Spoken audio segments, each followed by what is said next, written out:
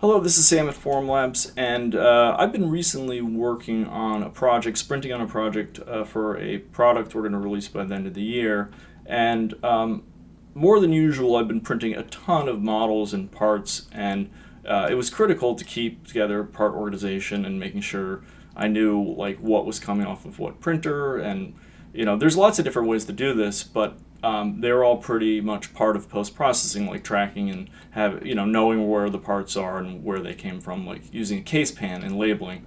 But I came up with this idea, this sort of hack, to do it much quicker in the actual 3D print, and then it allows you to sort of just throw all the parts in a wash, and it doesn't have to sort of go along the process together. And so to show you this process, I'm going to bring up a model that's built in Scan to Model. And this is labeling and being able to identify models has been a feature requested quite a bit in Scan to Model. But this would also work on models or other parts generated elsewhere if you didn't have labeling features in that or what have you.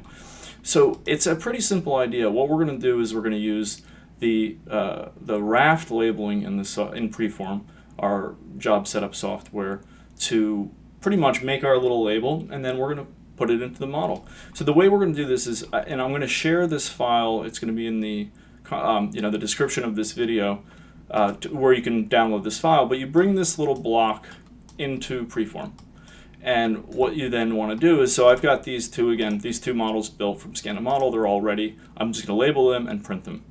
So I've got my two blocks. I'm going to open up the support menu here, and in supports we're going to do just reset, clear, or whatever. We're going to do a full standard raft with raft labeling and generate it. And as you can see, when you generate a raft, it's this great little engraving or identification that you can quickly alter by right-clicking on the model, doing model properties, and changing the name here. So I got case number 123 ABC, but you could even add, like, if you wanted to track what printer it came off of, right? So I've got Billowy Panda or something like that. I'll just do BP for Billowy Panda. And you hit enter, and it changes the labeling. And the second step to this process is, how do you make it a part of the model? Well, this is the hack part of the workflow, is where we're going to take this part and sort of just jam it in there. And one thing to know before doing that is, in the supports menu under advanced settings, you'll see there's a height above raft value here at 5 millimeters.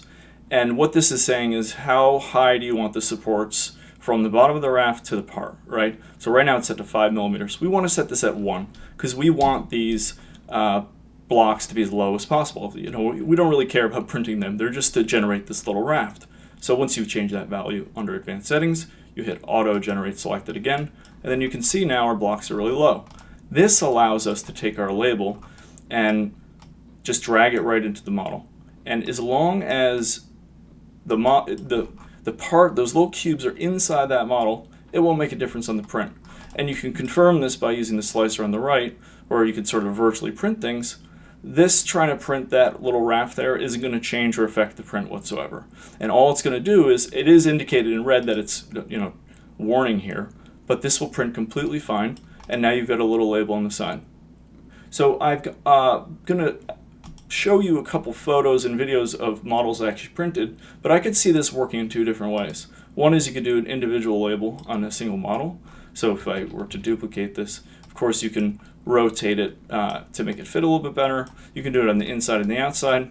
And to regenerate it, or if you want to change the numbering or the labeling, just always hit auto generate selected on the part.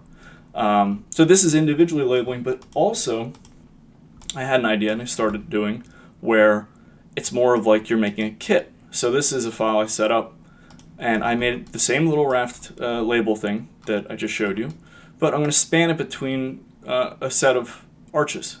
So now when this goes through washing and curing, these things are just stuck together. You can't mix them up, and you have your labeling right there on the side. So I know exactly what case this is for, and what printer came from if I wanted to know that.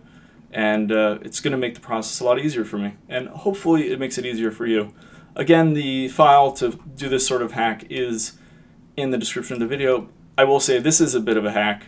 You're going to have to ignore this printability and stuff like that, but give it a shot. I'm super interested to see if it helps. especially while we are sort of in development on other software features for the dental industry in Preform. Until we get those features, this might be a nice little trick for you. Okay, thanks for watching. Have a great day, and please comment if you have any questions or if you think this is cool or not. Thanks again. Bye-bye.